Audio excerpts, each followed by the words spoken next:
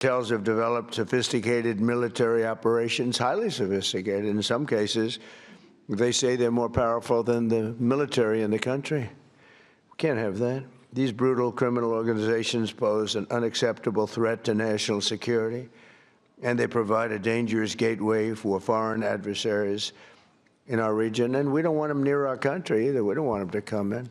They're cancer, you know. They're cancer, and we don't want it spreading. We have a very strong border. You know, we have a border now where for 9 months, 0 people have been able to come through.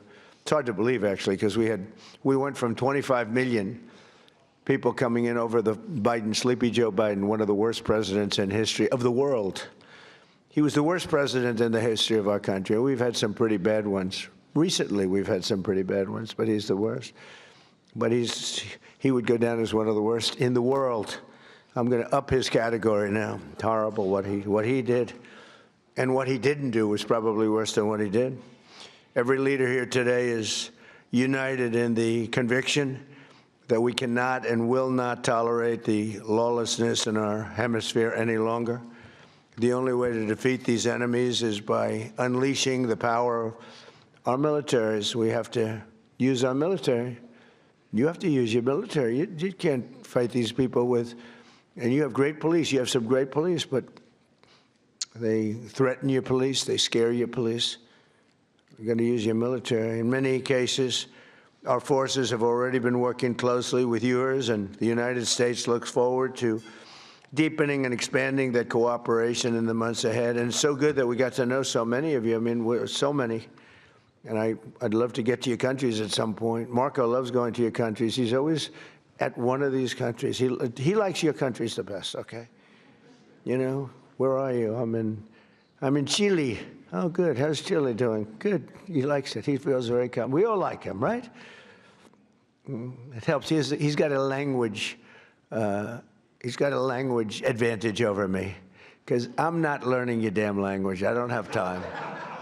I was okay with languages, but I'm not going to spend time learning your language. That much I won't do. Just give me a good interpreter. Interpreter, very important.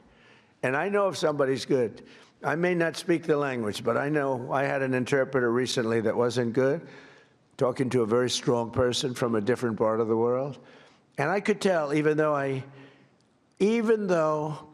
don't speak the language, I could tell the interpreter was not good. When you go,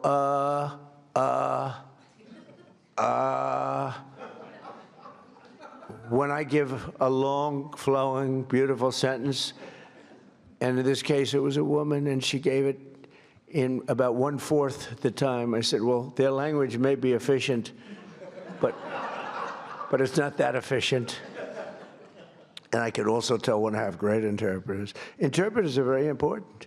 You know, you have a bad interpreter. You think you're doing well?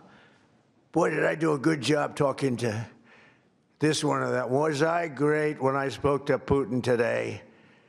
Was I great when I spoke to President Xi? Was I great?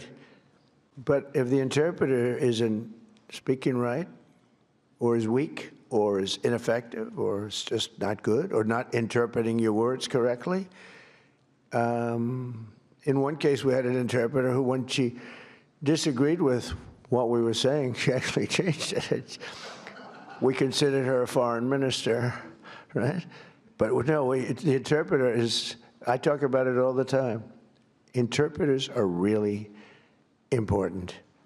When you don't speak the language, they don't speak the language, people have no idea. People have no idea how valuable, and I'm on them all the time, people have no idea how valuable a good interpreter is. But over the last year, the world has